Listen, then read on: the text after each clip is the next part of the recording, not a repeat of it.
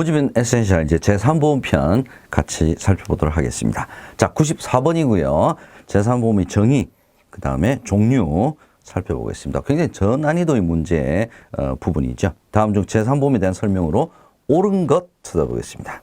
1번, 생명보험이나 손해보험 중 온전히 어느 한 분야에 속했다고 볼 수가 없는 보험이 제3보험이죠. 두 번째, 사람의 신체에 대한 보험이므로 생명보험에 해당이 되는 거죠. 세 번째, 비용 손해와 의료비 등에 있어서 실손보상적 측면을 가지고 있습니다. 그래서 정액보상, 실손보상 모두 가능하죠. 4번, 2003년 8월. 자, 요 지문도 굉장히 많이 나오는 함정 부분이에요. 상법 개정 시 최초로 법체계에 편입된 것이 아니라 보험업법 개정 시 최초로 법체계에 편입됐다라고 해야 맞는 내용입니다. 제3보험과 관련된 법규는 보험업법. 이걸 여러분께서 기억을 많이 해두시기 바랍니다. 연관 문제 보겠습니다. 제3보험은 위험보장을 목적으로 사람의 질병, 상해 또는 이에 따른 간병, 그래서 질병보험, 상해보험, 간병보험에 대한 내용이 바로 제3보험이죠. 연관 함정 보겠습니다. 제3보험은 1977년도 보험업법 개정으로 처음으로 법체계에 편입되었다. 자, 키워드는 딱 두 개죠. 우리 앞서서 봤지만 연도냐 아니면 법이냐. 예, 보험업법 개정으로 처음으로 법체계에 편입된 건 맞죠. 예, 연도가 1977년이 아니라 2003년이었죠. 두 번째, 계약자의 채무불이행. 계약자의 채무불이행은 손해보험 영역이죠. 손해보험의 보험사고에 해당이 되지. 제3보험은 상해, 질병, 간병이었습니다. 95번 보겠습니다. 자, 상법과 보험업법. 제3보험 관련된 법규가 상법, 보험업법 이 두 가지죠. 그죠? 그래서 간병보험만 상법에 반영이 되어 있지 않습니다. 그럼 간병보험은 보험업법에 반영이 되어 있는 거죠. 그 내용입니다. 자, 땡땡상 제3보험 상품 중. 자, 제3보험 상품의 정의는 보험업법에 정의가 되어 있죠. 그래서 보험업법상 제3보험은 땡땡만이 현행 땡땡에 별도로 분류되어 있지 않다. 자, 이 내용은 제가 앞서서도 설명드렸죠. 그죠? 제3보험 상품 세 가지, 상해, 질병, 간병보험 중에 간병보험만이 상법에 별도로 분류되어 있지 않다. 이거는 센텐스 자체를 여러분께서 암기를 딱 해 두시는 것이 좋을 것 같습니다. 정답은 1번입니다. 연관 문제 보겠습니다. 질병보장 상품의 경우에 보험 대상은 사람이지요. 그래서 생명보험 영역입니다. 그러나 질병으로 인한 소득 상실 보장, 각종 질병 치료비의 실손보상, 실손보상은 바로 손해보험의 영역이죠. 이 두 가지가 다 합쳐져 있습니다. 둘 다 성격을 가지고 있다. 그레이 존이다라고도 이야기를 하죠. 연관 함정 보겠습니다. 제3보험이라는 용어는 상법에 정의되어 있는 것이 아니죠. 제3보험은 관련된 법규가 보험업법이라고 제가 말씀드렸습니다. 두 번째, 제3보험업은 별도로 독립된 제3보험회사를 설립하여 운영을 하거나 생명보험 또는 손해보험회사가 모든 보험 종목에 대해서 허가를 받은 경우에 생명보험, 손해보험회사도 운영을 할 수가 있습니다. 그래서 독립된 제3보험회사를 설립하여 운영할 수 없다 그랬으니까 틀린 내용입니다. 할 수 있죠. 96번 제3보험 모집 자격 보겠습니다. 다음 중 제3보험에 대한 설명으로 맞는 것 찾아보죠. 1번, 보장 내용이 같은 상품인 경우에 만기 환급형 나중에 라이프형 보험 돌려주는 거죠. 당연히 순수 보장형보다 보험료가 비싸겠죠. 저렴하다 그랬으니까 틀렸고요. 2번, 모든 제3보험은 보험사고 발생 시 보험가입 금액을 정액 지급한다.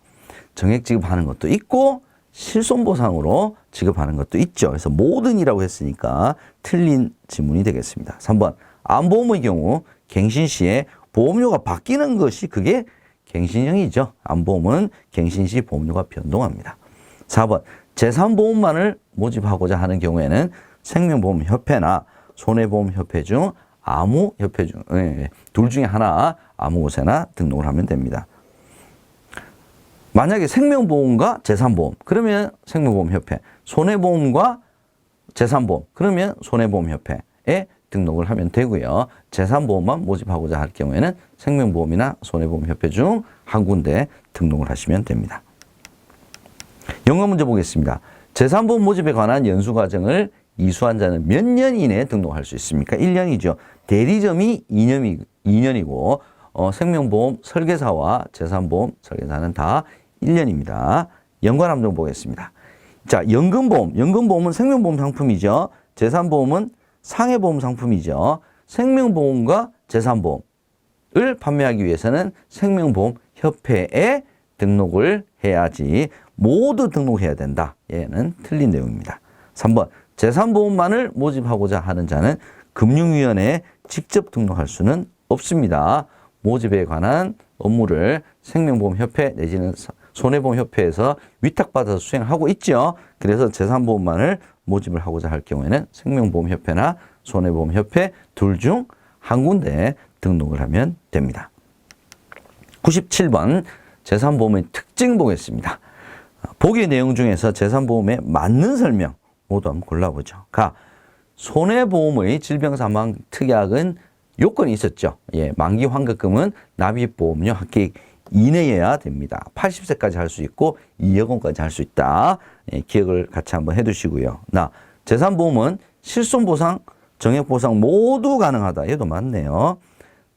상법에는 간병보험 관련 규정이 반영되어 있지 않다라고 해야 맞는 내용이고요. 상해와 질병이 함께 보장되는 종합형 상품이 요즘에 많다라고 해야 되는데 판매되지 않는다 그랬으니까 라도 틀린 내용이고요. 맞는 설명은 나가 되겠습니다. 연관 문제. 손해보험회사에서 판매 중인 질병사망특약의 보험기간은 제가 방금 말씀드렸죠. 80세 보험금액은 2억 원 한도까지 부과할 수 있습니다. 연관함정 보겠습니다. 화재보험과 생명보험은 겸용할 수 있다. 자, 화재보험은 손해보험이죠. 손해보험과 생명보험은 겸용할 수가 없죠. 리스크가 서로 상이하기 때문에 겸용할 수가 없습니다. 재산보험, 생명보험회사나 손해보험회사가 재산보험은 겸용을 할 수 있지만 생명보험과 손해보험은 겸용할 수 없습니다. 두 번째, 생명보험업은 단기 거대한 위험. 단기 거대한 위험은 손해보험이죠. 그죠? 생명보험은 장기 안정적 위험입니다. 세 번째, 재산보험은 실손보상으로만 설계할 수 있다. 재산보험은 정액보상으로도 실손보상으로도 모두 설계할 수가 있습니다. 네 번째, 실손으로 보상하는 치료비 보장 상품은 손해보험회사뿐만 아니라 생명보험회사도 재산보험을 판매할 수가 있죠. 그래서 손해보험회사에서만 취급할 수 있다 그러면 틀린 내용이 되겠습니다. 피보험이익 보겠습니다. 피보험이익에 대한 설명 중 틀린 것은 금전으로 환산이 가능하다. 얘가 맞는 특징이죠. 그죠? 그래서 보험회사는 최고 보상 한도를 피보험이익으로 제한하고 있습니다. 세 번째, 존재 여부나 귀속이 보험사고 전에 확정이 되어야 그 한도도 달성할 수가 있겠죠. 틀린 설명은 3번이 되겠고요. 손해보험에서는 필수적인 요소이나 생명보험과 재산보험에서는 이 피보험 이익이 필수적인 요소는 아닙니다. 존재하지 않는다고 보는 거죠. 연관 문제 보겠습니다. 구입 시 가격이 2천만 원. 근데 현재 가치가 500만 원이에요. 10년 후 미래 예상 가치가 100만 원인 보험 목적물의 피보험 이익은 얼마이냐. 자, 지금 현재 가치가 500만 원이니까 보험회사 입장에서 최고 보상 한도는 500만 원이 되겠죠. 그게 피보험 이익이죠. 그래서 10년 후 미래 예상 가치. 얘는 함정이네요, 함정. 그죠? 현재 가치가 바로 피보험 이익이 되겠습니다. 500만 원이죠. 연관 함정 보겠습니다. 피보험 이익은 금전으로 산정할 수 있어야 되겠죠. 두 번째, 피보험 이익은 일반적으로 손해보험에서 필수적인 요소이고요. 재산보험과 생명보험에서는 존재하지 않는다고 봅니다. 재산보험은 단기 보험이 아니라 단기, 장기 둘 다 해당이 되는 보험입니다. 뭐 단기 보험이다라고 하면 손해보험에 가깝겠죠. 99번 설계 기준 보겠습니다. 틀린 설명이네요. 자, 1번 재산보험은 저축성보험으로 개발이 가능하지 않죠. 재산보험의 첫 번째 설계 기준은 뭡니까? 보장성 보험이다죠. 그래서 일단 틀린 설명은 1번이 되겠고요. 2번, 상해보험은 상해 이외의 원인으로, 즉 암으로 사망할 경우 계약자 적립액을 지급하고 계약은 소멸합니다. 3번, 정액보상, 실손보상 모두 가능합니다. 얘도 맞죠? 4번, 실손보상급부가 있는 재산보험 계약은 비례보상하죠. 또 맞는 내용이 되겠습니다. 연관 문제 보겠습니다. 재산보험은 기준연령 요건에서 땡땡시 지급되는 보험금의 합계액이 이미 납입한 보험료를, 이거 뭡니까? 재산보험은 보장성 보험이라고 했죠? 자, 이 내용은 정의는 보장성 보험에 대한 정의죠. 그죠? 그래서 재산보험이든 보장성 보험이든, 재산보험이 보장성 보험이니까 기준연령 요건에서 생존 시 지급되는 보험금의 합계액이 이미 납입한 보험료를 초과하지 아니하는 보장성 보험이다라고 해야 맞는 내용입니다. 연관 함정 보겠습니다.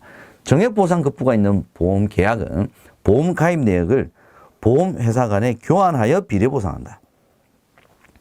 일단 이게 비례보상한다는 것은 일단 기본적으로 정액보상이 아니라 실손보상. 실손보상급부가 있는 계약이기 때문에 중복계약이 될 수 있으니까 보험 가입 내역을 보험회사 간에 교환을 하는 것이죠. 그리고 정액보상인 경우에는 비례보상하는 것이 아니라 그냥 정해진 보험금을 정액으로 지급을 하는 거죠.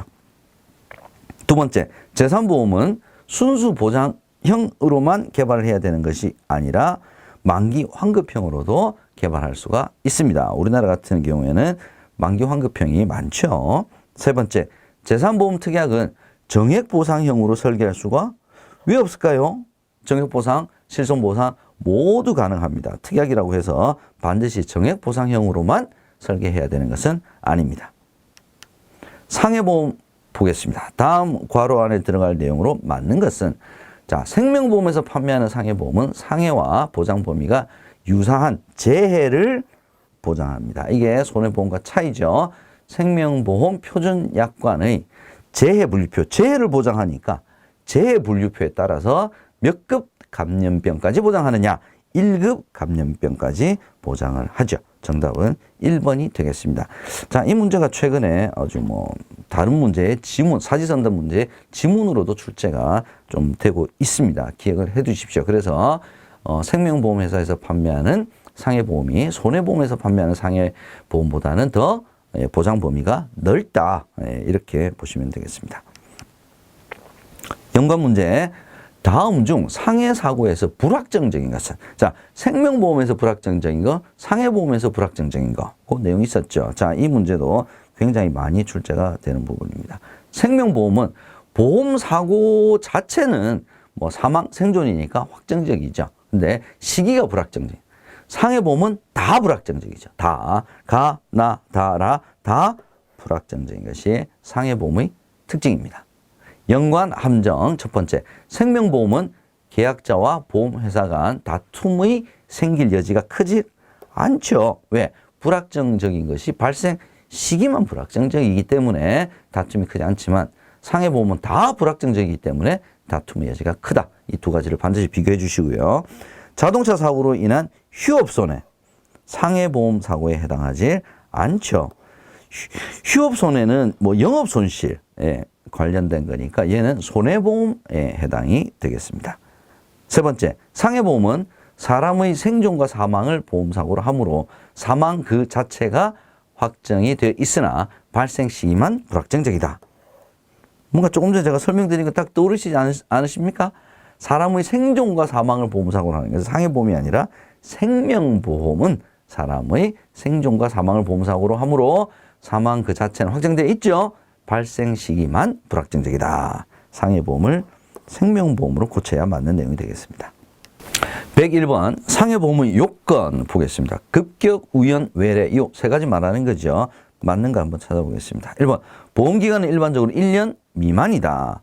상해보험의 보험기간은 1년 이상이죠. 질병보험은 10년 이상, 상해보험은 1년 이상 구별을 해 주십시오. 비교하는 문제도 출제가 됩니다. 2번 일반적으로 연령이 증가함에 따라 보험료가 높아지는 보험은 상해보험이 아니라 질병보험과 관련된 거죠. 3번 외부로부터의 돌발적인 사고로 인한 상해가 바로 보험사고로 보는 것이 이게 상해보험에 대한 내용이 되겠습니다. 정답은 일단 3번이고요. 4번 보험금 지급 사유 발생 전 사망 시에는 지급하는 급여가 없는 것이 아니라 계약자 적립액을 지급하고 계약은 소멸한다가 맞는 내용이죠. 연관 문제 보겠습니다. 자, 상해보험 사고의 핵심적인 요건으로 원인 또는 결과의 발생이 예견되지 않은 상태, 피보험자의 의사에 기인하지 않는 요건은 무엇이냐? 우연성에 대한 설명이죠. 우연성. 예. 연관 함정 보겠습니다. 상해를 발생시키는 사고가 연속적으로 발생을 한다. 그러면 연속적으로 발생을 한다라고 하면 어느 정도 예측을 할 수 있겠네요. 피할 수도 있겠네요. 외래성이 아니라 급격성을 충족하지 못하게 됩니다. 물건을 들다가 허리를 다친 경우 질병으로 인정하는 것이 아니라 상해죠. 상해. 물건을 들다가 허리를 다쳤으니까. 예. 세 번째, 상해 사고의 요건이 급격, 우연, 외래성 세 가지를 모두 충족을 해야지 한 가지 이상만 충족을 해서는 안 됩니다. 102번, 상해보험의 보장 내용 및 상해와 질병과의 관계. 자, 상해보험과 질병보험 비교하는 문제네요. 맞는 것 찾아보겠습니다. 질병보험은 약정한 사망보험금 지급한다. 질병보험이든 상해보험이든 일단 사망을 주계약에서 보장하지는 않죠. 그래서 약정한 사망보험금을 지급한다. 얘는 틀린 지문이 될 것 같고요. 2번, 상해보험은 상해사고의 발생 원인이 신체에 내재되어 있지 않아야 되죠. 외래성이죠. 예, 신체에 내재되어 있는 것은 질병입니다. 3번, 상해보험은 보험사고의 결과로 발생된 상해사고의 결과로 발생된 질병을 보장하죠.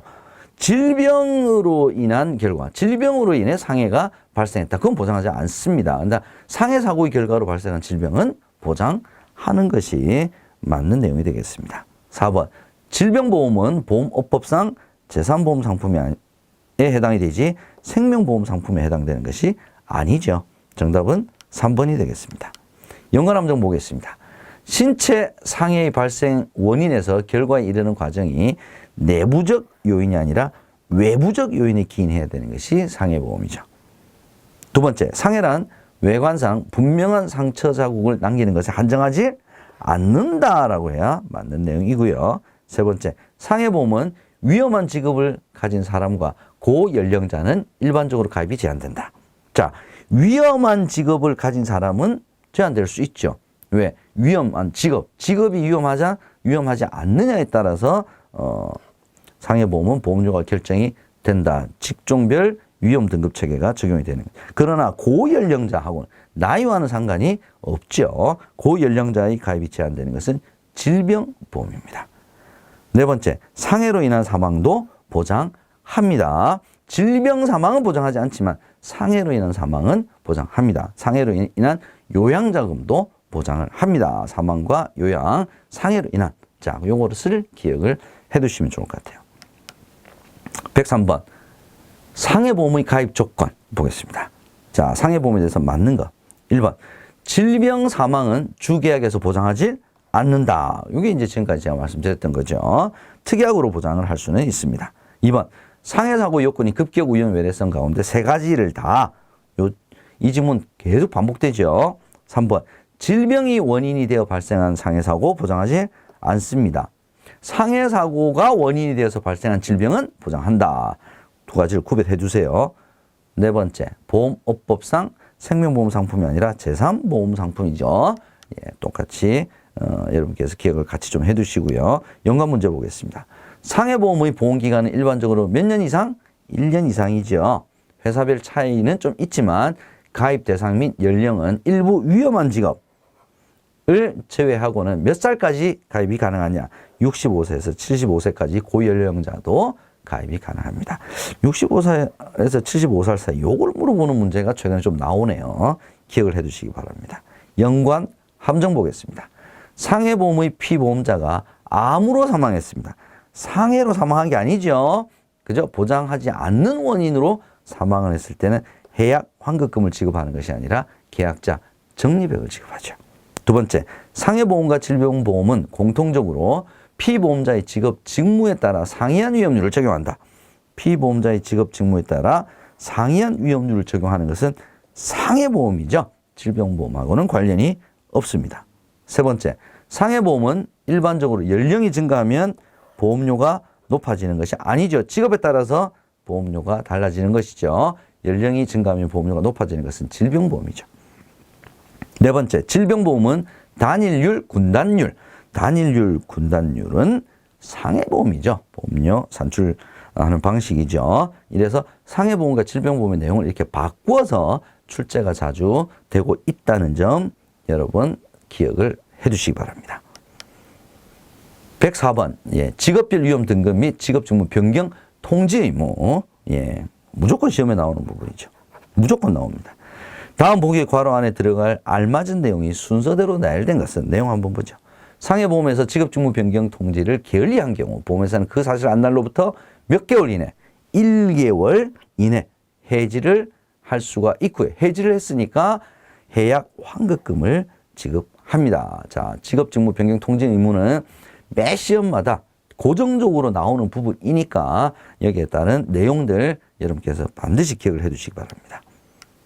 연관 문제 보겠습니다. 상해보험은 직업직무 성격에 따라서 사고 발생 위험이 달라집니다. 그래서 직업별 위험 등급은 몇 단계? 5단계. 그 다음에 등급에 따라서 3단계로 위험률을 차등 적용하고 있습니다. 5등급, 3단계. 요거 무조건 암기를 해 두셔야 됩니다. 두 숫자의 합을 구해라. 요렇게도 시험 문제가 나올 수도 있고요. 그 다음에, 해지할 수 있는 게 1개월이었죠. 그죠? 1개월하고 등급하고를 묶어서 나오기도 하고 굉장히 다양하게 나옵니다. 이 부분 반드시 기억을 해 두시고요. 연관 함정 보겠습니다. 자, 위험성이 낮은 직업 직무로 변경이 될 경우에는 보험료가 낮아지죠. 근데 납입한 보험료는 낮아지지 않는다 그랬으니까 틀렸습니다. 위험성이 높은 직업으로 직업 직무가 변경되면 보험료가 올라가죠. 두 번째, 직업 변경 사실을 알리지 않은 경우에도 보험회사는 계약을 해지할 수 없다. 해지할 수 있다 그랬잖아요. 직업 직무 변경, 위험한 직업 직무로 만약에 변경되었을 때 통지를 하지 않았다. 회사는 그 사실을 안 날로부터 1개월 이내에 계약을 해지할 수 있습니다. 없다 그랬으니까 틀렸고요. 세 번째, 피보험자가 직업 직무 변경 통지를 게을리한 경우 보험회사는 언제든지가 아니죠. 언제든지가 아니고 기한이 있었죠. 1개월 반드시 기억을 해 두십시오. 105번 보겠습니다. 다음 중 상해보험에 대한 설명으로 맞는 거. 1번, 직업 변경 시 가입한 설계사에게 통지를 한 것은 법적 효력이 없죠. 보험회사에 통지를 해야 됩니다. 2번, 직업별 위험 등급은 3등급이 아니라 5등급 3단계죠. 5, 3이죠. 직업을 5단계. 그 등급별 위험률을 3단계, 5, 3입니다. 3번, 보험업법은 사고 발생 위험이 현저하게 변경 또는 증가된 때 그 사실을 보험회사에 통지할 의무를 규정한 것은 보험업법이 아니라 상법입니다. 상법. 이것도 시험 문제에 간혹 출제가 되고 있는 부분이다 라는 점 아셔야 될 것 같습니다. 4번, 일상생활 중 사고의 경우 직업 변경 여부와 관계없이 보험금이 전액 지급이 됩니다. 그러니까 직업 직무가 변경이 되었어도 변경된 직업 직무와 관련이 없는 일상생활 중에 집에서 청소하다가 이런 것은 보험금이 전액 지급이 됩니다. 정답은 4번이죠. 연관 문제 보겠습니다. 상해보험에서 피보험자의 직업 또는 직무가 변경되어 피보험자의 위험이 감소된 경우에는 보험료를 낮춰준다 그랬죠. 이 기준이 뭐냐? 보험료 및 해약 환급금 산출 방법서에 따라서 계산된 금액을 회사가 안날로부터 몇 영업일? 3영업일 이내에 돌려줘야 된다. 자, 이 문제는 과거에는 그렇게 많이 나왔던 문제는 아닌데 최근에 시험 문제에 자주 언급이 되고 있습니다. 그래서 제가 여러분께 말씀드리려고 넣어왔습니다. 여러분께서 기억을 해 두십시오. 연관 함정 보겠습니다. 직업 직무 변경 시 보험회사에 통지해야 됩니다. 그죠? 보험 설계사에게 알린 것만으로는 법적 효력이 없다. 이 질문 많이 나옵니다. 두 번째, 전직 카레이서 무직자. 자, 카레이서니까 위험이 굉장히 높죠. 그죠? 근데 전직이에요, 전직. 이게 함정이죠. 지금 현재는 뭡니까? 무직자예요. 직업이 없어요. 갑이 상해보험에 가입 후 택시기사로 지금. 그러니까 무직자에서 택시기사가 됐죠. 위험이 높아졌죠. 증가한 것을 보지 않는다 그랬으니까 틀렸죠.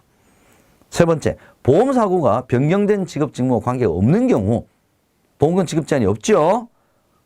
보험회사의 직업 직무 변경 사실을 알리지 않았더라도 없습니다. 그런데 보험금 지급이 제한된다. 그랬으니까 틀린 내용이 되겠습니다. 106번 질병보험 보겠습니다. 질병보험에 대한 설명으로 맞는 것. 자, 1번 노화로 인한 요통은 질병이죠. 노화로 인해서 질병이 생기는 거죠. 두 번째, 질병의 경우 외래성을 인정하지 않는다. 외래성을 인정하는 것은 상해보험이죠. 질병은 신체에 내재하고 있는 거죠. 그러니까 정답은 2번이 되겠습니다. 3번, 4번 뭐가 틀렸는지 보죠. 물건을 들다가 허리를 다쳤어. 얘는 질병이 아니라 상해죠, 상해. 그죠? 4번, 노화로 인한 건강훼손은 노화로 인한 요통, 노화로 인한 건강훼손 다 질병에 해당이 됩니다. 연관 문제 보죠. 자, 땡땡이란 심신의 전체 또는 일부가 얘는 키워드를 넣고 읽어봐야 되겠네요. 이게 질병에 관한 정의죠. 질병이란 심신의 전체 또는 일부가 계속적으로 장애를 일으켜서 정상적인 기능을 할 수 없는 상태. 과거에는 이 질병에 대한 정의, 이 문제가 시험 문제 자주 출제가 되었습니다. 최근에는 조금 뭐 뜸한 것이 사실이긴 합니다만 언제든지 출제가 될 수 있다라는 점에서 공부를 해주시면 좋겠습니다. 연관함정. 상해보험 또는 질병보험은 주로 단독형으로 판매된다. 자, 단독형으로만 판매가 되는 것은 실손의료보험이죠. 상해보험과 질병보험은 단독형, 특약, 큰 상관이 없이 단독형으로도 팔리고 특약으로도 팔 수가 있습니다. 그래서 주로 단독형으로 판매된다 그랬으니까 얘는 틀린 내용이 되겠습니다. 두 번째, 질병보험은 외래, 우연, 급격의 요건을 만족하는 보험사고 우연, 외래, 급격은 질병보험이 아니라 상해보험이죠. 107번 일반적인 가입 조건 보겠습니다. 다음 표의 가, 나에 들어갈 내용을 맞게 나열한 것은. 자, 질병보험의 보험기간은 대부분 몇 년 이상이죠? 10년 이상, 10년 이상, 10년 이상. 가입 가능 연령은 15세 이상이면 가능합니다. 그래서 정답은 1번이 되겠습니다. 이건 암기를 좀 해두시기 바랍니다. 질병보험은 다 대부분 암보험도 마찬가지고요. 15세 이상 가입 가능 연령입니다. 연관 문제 보겠습니다. 일반적으로 질병보험은 가입 기간이 몇 년 이상? 10년 이상죠. 그 다음에 가입 가능 연령 15세 이상 상품이 대부분이다. 우리 금방 봤죠? 예, 이 부분 시험 문제에 단독으로도 지문으로 자주 나오고요. 상해보험과도 비교해서 자주 나오기 때문에 다시 한번 복습했습니다. 두 번째 퀘스천 보겠습니다. 질병보험은 진단 확정 시, 그 다음에 수술 시, 진단금, 수술, 2번 요양입니다. 요양에 따른 비용 발생 시 필요자금을 보장합니다. 요양 이 부분이 최근에 좀 시험 문제 나왔어요. 그래서 요양이란 부분도 여러분께서 기억을 해 주시기 바랍니다. 연관함정 보겠습니다. 상법에서는 질병보험의 보험기간 및 가입 가능 연령에 대한 특별한 제한이 없습니다. 그래서 보험기간이 10년 이상이다. 가입 가능 연령은 15세 이상이다. 이건 실은 어떻게 보면 업계에서 정한 거지 상법 자체에서는 특별한 제한이 있는 것은 아닙니다. 자, 이 지문도 함정이 됐든 아니면 맞는 지문으로도 사지선다형에 출제가 자주 되고 있다는 점 여러분 강조드립니다. 두 번째, 질병보험은 일반적으로 면책기간이 존재하죠. 대표적인 것이 암보험이죠. 암보험 면책기간 있죠. 그래서 암보험도 질병보험의 대표적인 보험 상품이죠. 예, 도덕적 해이 발생 가능성이 높습니다. 왜? 신체의 원인이 내재하고 있기 때문에. 세 번째, 질병보험은 주계약에서 질병 사망을 보장하지 않죠. 상해보험이든 질병보험이든 주계약에서 질병 사망을 보장하지는 않습니다. 108번 암보험 보겠습니다. 암보험에 대한 설명으로 맞는 것. 암보험은 가입 즉시 보장이 가능한 것이 아니죠. 면책기간이 있죠. 두 번째, 제자리암은 진단보험금을 수령해도 보험계약이 소멸되지 않는다.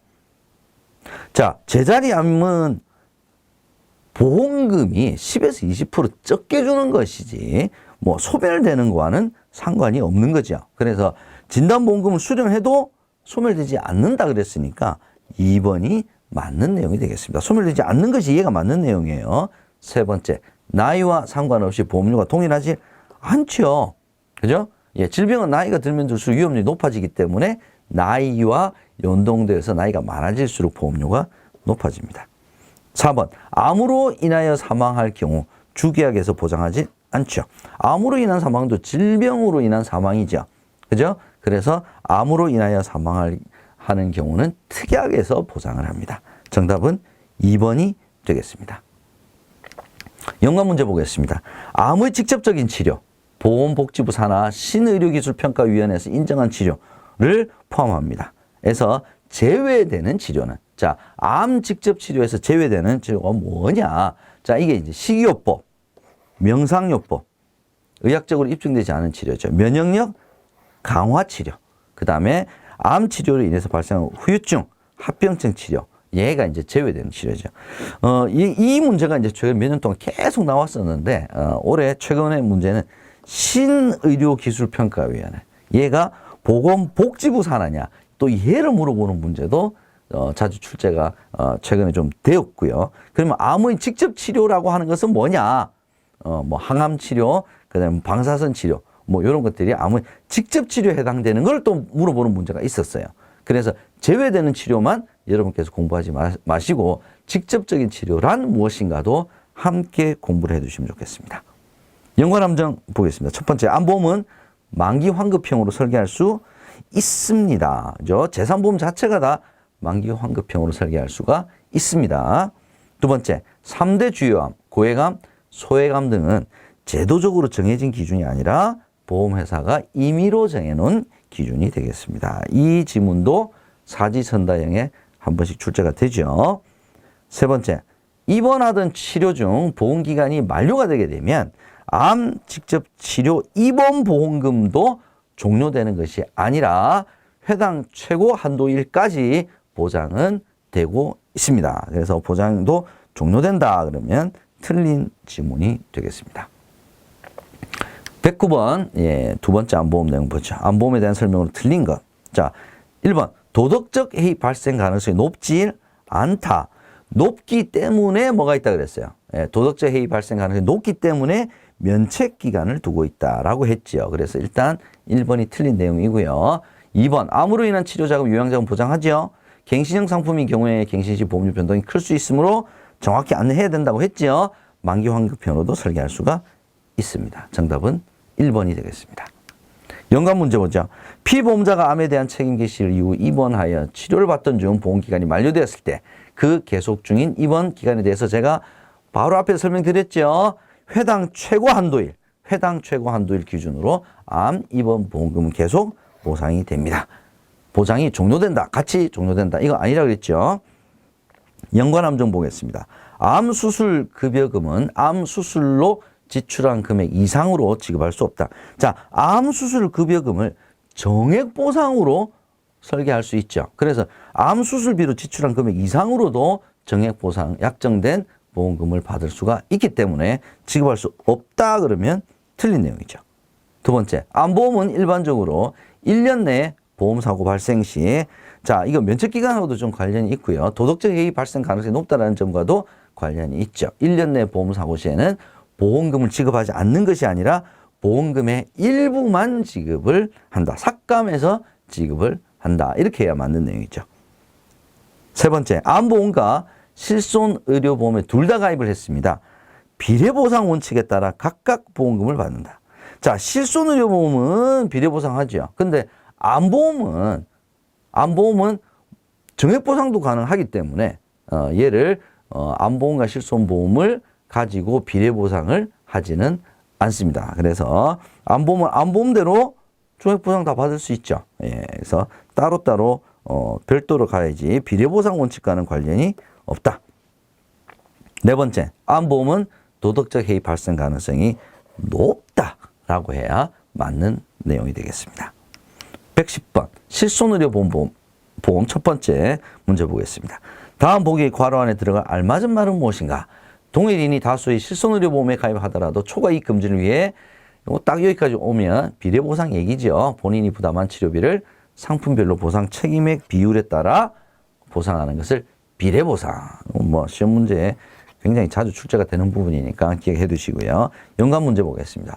실손의료보험은 피보험자가 질병, 상해로 입원 또는 통원, 치료 시 소비자가 실제 부당한 국민건강보험 급여 항목 중 본인 부담액이죠. 법정 본인 부담액과 비급여 항목의 합계액. 이게 바로 실손의료보험에서 보상되는 대상이 되겠죠. 그 중에서 전부가 아니라 일부를 보험회사가 보상을 한다. 그래서 전부 보상하냐, 일부 보상하냐, 이것도 시험 문제 잘 출제됐죠.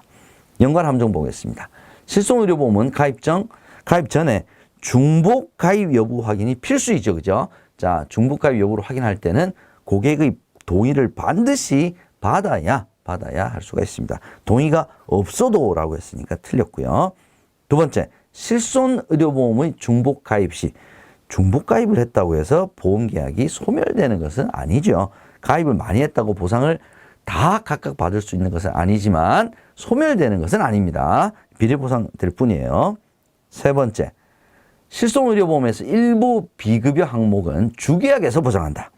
자, 4세대 실손 같은 경우에는 급여와 비급여 항목의 보장이 주계약과 특약으로 완전히 딱 구별이 됐죠. 그래서 비급여 항목은 무조건 특약입니다. 그래서 일부 비급여 항목은 이런 표현은 안 맞죠. 주계약에서 보장하는 것이 아닙니다.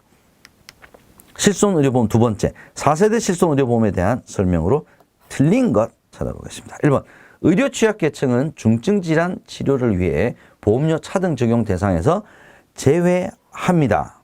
중증질환 치료, 그래서 뭐 예를 들어서 뭐 뇌혈관 질환, 암, 그 다음에 장기 요양 등급 1, 2등급 이렇게 요런 이 분들은 의료 취약계층으로 분류를 하죠. 그래서 보험료 차등 적용 대상에서 뺍니다. 그러니까 만약 많은 비급여를 치료비가 만약에 발생했더라도 보험료를 올리지 않겠다 이런 거죠. 2번, 4세대 실손의료보험에서 의료 이용이 적은 가입자는 의료 이용이 적으면 보험료를 낮춰주겠다는 거고요. 의료 이용이 많으면 높이겠다는 것이 4세대 실손이죠. 3번, 자기 부담금 비율은 주계약 급여가 20%, 특약은 30%죠. 그죠? 비급여 동일하지가 않습니다. 정답은 3번이 되겠습니다. 도수치료는 비급여죠. 그래서 특약에서 보장받을 수 있습니다. 연관 문제 보겠습니다. 제4세대 실손의료보험으로 전환 후, 그러니까 3세대 가지고 있었는데 4세대 실손의료보험이 보험료가 저렴할 수 있죠. 그래서 전환을 했습니다. 그런데 몇 개월 이내에 보험금 수령이 없는 경우에는 난 다시 3세대로 돌아가고 싶어. 계약 전환을 처리할 수 있다는 거죠. 그래서 기존 상품으로 돌아갈 수 있습니다. 자, 이 기한 6개월입니다. 6개월. 요 시험 문제 최근에 좀 나왔어요. 기억을 해 두시기 바랍니다. 두 번째, 실손의료보험이 우리나라에 판매가 된 순서가 좀 있죠. 제일 먼저 어느 회사? 손해보험회사의 개인실손, 그 다음에 손해보험 단체실손, 생명보험의 단체실손, 생명보험 개인실손, 그 다음에 표준형 단독실손의 순서로 도입이 되었습니다. 이 순서를 보는 문제가 아주 꾸준하게 나오네요. 자주 나오는 문제는 아닌데 한 번씩 잊을만 하면 꼭 한 번씩 이 순서가 나옵니다. 기억을 해 두시고요. 연관 함정 보겠습니다. 실손의료보험에서 특약보험료는 일단 비급여네요. 그죠? 근데 급여 의료 이용량과 연계를 한다 그랬으니까 얘는 특약은 일단 비급여죠. 그죠? 그래서 보험료를 차등 적용하는 것은 비급여, 특약이다. 이렇게 그냥 생각을 해 두시면 될 것 같습니다. 두 번째, 실손의료보험의 보험료 차등 적용 대상에서 제외되는 의료 취약계층 제가 말씀드렸죠. 그죠? 예, 산정특례 대상자, 암질환, 심장질환자와 노인장기요양보험법상 장기요양 대상자 중 3, 4등급 판정자가 아니라 1, 2등급 판정자죠. 얘가 틀린 내용이 되겠습니다. 다음 112번 보겠습니다. 어린이보험과 CI보험이죠. 다음 중 어린이보험에 대한 설명으로 틀린 것 찾아보겠습니다. 1번, 어린이와 청소년기에 나타날 수 있는 각종 질병, 상해 등을 중점 보장한다. 각종 질병과 상해 등을 중점 보장하는 상품이 어린이보험이죠. 사망 아닙니다. 2번, 교육보험의 성격을 가진 상품도 판매되고 있습니다. 그래서 교육보험의 성격을 가미되어서 뭐 양육비 뭐 이런 것들을 지급하는 상품도 있죠. 3번, 어린이보험은 만 15세 미만 사망 시 납입한 보험료 전액과 해약 환급금 중에서 큰 금액이 아니라 계약자 적립액 중에서 납입한 보험료와 계약자 적립액 중에서 큰 금액을 지급하고 계약은 소멸한다라고 해야 맞는 내용이죠. 자, 이 지문은 굉장히 자주 출제가 됩니다. 여러 형태로 출제가 되니까 반드시 이 3번 지문을 내용을 암기를 해두고 계셔야 됩니다. 4번, 어린이 보험은 사망을 보장하는 급부 설계할 수 없다 그랬죠. 그죠? 그러니까 맞는 내용이고요. 정답은 3번이 되겠습니다. 연관 함정 보겠습니다. 어린이 보험은 원칙적으로 사망을 보장하는 설계가 무조건 안 된다 그랬죠. 자, 이 질문도 많이 나옵니다. 두 번째, 어린이 보험은 최근 보장 기간이 24세에서 30세까지로 점점 축소되고 있는 추세가 아니라 100세까지 계속 늘어나고 있는 추세다라고 해야 맞는 내용이죠. 113번 간병보험 보겠습니다. 다음 표의 괄호 안에 들어갈 내용으로 맞는 것은 간병보험에서 중증 치매 상태란 재 또는 질병으로 중증 치매 상태가 되고 이로 인해 인지기능 장애. 자, CDR 척도 검사 결과 몇 점 이상이 인지기능 장애냐? 3점이죠, 3점. 자, 이 내용도 최근에 자주 언급이 되는 문제입니다. 기억을 해 두시고요. 연관 함정 보겠습니다. 60세 장기요양 3등급인 경우에 장기요양 등급 판정에 의한 간병보험 보험금 지급 기준에 해당을 한다. 자, 장기요양 등급 판정에 의해서 보험금 지급 기준은 나이와는 실은 상관이 없어요. 장기요양 등급 3등급이 아니라 1에서 2등급 이렇게 돼야지 맞습니다. 두 번째, 장기간병보험은 생명보험회사뿐만 아니라 손해보험회사에서도 판매 가능하죠. 재산보험이니까. 114번 보겠습니다. 간병보험의 종류, 보험금 지급입니다. 자, 공적 장기간병보험에 대한 설명으로 틀린 것은 1번, 고령 및 노인성 질병으로 인한 장기간병, 요양비용을 국가와 사회가 분담하는 제도이다. 자, 이 질문 굉장히 이 내용 자주 언급이 되는 맞는 내용입니다. 2번, 65세 이상 노인, 65세 미만의 노인성 질병을 가진 국민을 대상으로 합니다. 65세 이상도 되고 65세 미만도 괜찮습니다. 근데 65세 미만은 노인성 질병을 가진 국민이 대상입니다. 3번, 요양급여는 심신의 상태와 관계없이 동일하게 지급이 된다. 정액보상으로 지급한다가 아니라 공적장기간병보험은 심신의 상태에 따라서 등급 판정을 하는 거죠. 그래서 그 등급 판정에 따라서 보험금이 지급이 되는 상품입니다. 그래서 틀린 내용은 일단 3번이 되겠고요. 4번, 등급 판정을 받게 되면 노인요양시설과 계약 체결할 때 비용을 지원받을 수 있도록 되어 있습니다. 연관 문제 보겠습니다. 공적장기간병보험과 민영장기간병보험 중에 민영장기간병보험이 먼저 판매가 되었죠. 자, 이 내용이 지문으로 공적장기간병보험이 먼저 판매가 되기 시작했다. 이렇게 함정으로 나올 수가 있습니다. 한 번씩 나오는 지문이에요. 연관 함정. 공적장기간병보험은 만 65세 이상이 되어야 보상받을 수 있다. 자, 공적장기간병보험의 보험 대상자는 만 65세 이상이거나 만 65세 미만자라도 노인성 질병을 가지고 있으면 보상받을 수 있죠. 그래서 65세가 되어야 보상받을 수 있다. 얘는 틀린 내용이 되겠습니다. 두 번째, 고령자인 경우 간병보험 가입 시 갱신형으로 설계할 수 없다. 고령자와 갱신형과는 전혀 상관이 없는 내용이죠. 세 번째, 우리나라에서 간병보험은 정액형, 실손형 모두 판매되고 있다. 우리나라 간병보험은 자, 이 정액형이냐 실손형이냐 둘 다 판매가 돼.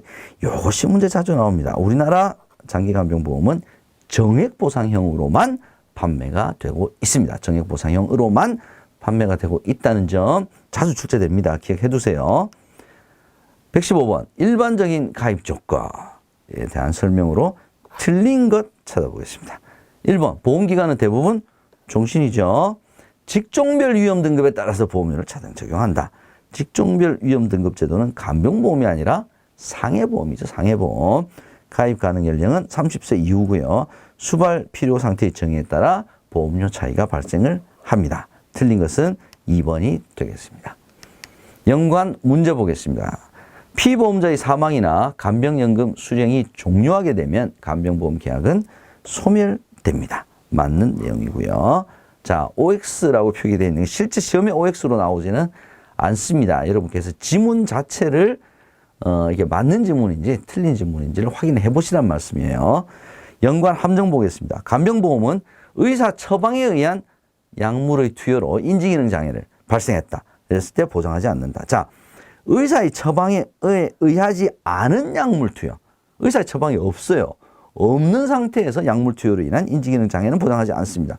면책사항이에요. 근데 의사 처방에 의해서, 의사의 처방에 의했다는 것은 치료로 인한, 뭐 이렇게 볼 수 있겠죠. 그래서 의사 처방에 의한 약물의 투여로 발생한 인지기능 장애는 보장합니다. 두 번째, 간병보험은 만 65세 이상부터 가입할 수 있는 것이 아니죠. 만 65세 미만이라도 노인성 질병을 가지고 있으면 가입할 수 있습니다. 세 번째, 간병보험은 직종별 위험 등급 체계. 직종별 위험 등급 체계는 앞서 봤지만 상해 보험에 적용이 되는 방식입니다. 이제 마지막 문제네요. 위험률 변동제도 보겠습니다. 다음 중 민영 간병보험에 대한 설명으로 틀린 것 찾아보겠습니다. 자, 간병보험은 대부분 보험계획 종신이죠. 가입 가능 연령 30세 이후 맞죠? 피보험자 사망하거나 간병연금 수령 시 보험계획은 소멸하죠. 네 번째, 위험률 고정제도가 아니라 위험률 변동제도를 채택하고 있습니다. 우리나라는 이 위험률에 대한 데이터가 축적이 많이 되어 있지 않기 때문에 금융위원회의 인가를 얻어서 위험률 변동제도를 채택하고 있습니다. 틀린 정답은 4번이 되겠습니다. 연관 문제 퀘스천 첫 번째 보겠습니다. 보험기간 중도에 보험회사가 위험률, 즉 보험료를 조정을 하는 것이 위험률 변동제도죠. 이걸 조정하기 위해서는 인가를 받아야 돼요. 어디? 금융위원회의 인가를 받아야 됩니다. 자, 이 문제도 한 번씩 언급이 돼요. 금융위원회의 인가를 받아야 됩니다. 퀘스천 두 번째입니다. 우리나라의 간병보험이 위험률 변동제도를 채택하는 이유는 무엇입니까? 제가 방금 설명드렸죠. 뭡니까?